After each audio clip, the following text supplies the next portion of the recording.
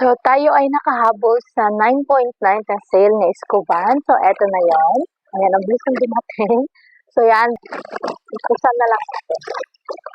Eto na siya. Walang kato, guys. Ang dami! Wala pa si...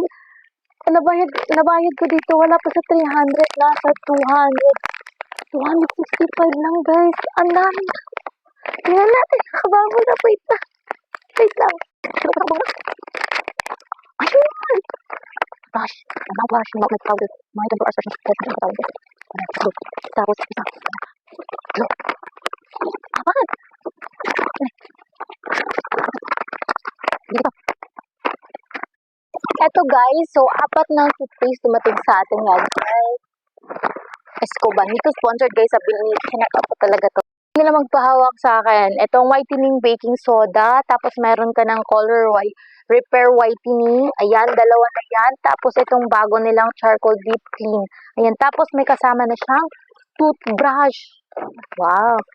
Di basa-basa yung toothbrush nila. Huwag na natin buksan. Tapos itong tooth powder. Tama ba? Oh, itong whitening tooth powder nila. Tapos may kasama pa rin itong tatlong. Saan na yung isa? Basta tatlo to. Itong 14 hours gray flavor nila na parang mouthwash. Ayan. So, baka makahabol pa kayo sa promo nila guys dyan. Pick nyo lang dyan sa yellow basket ko.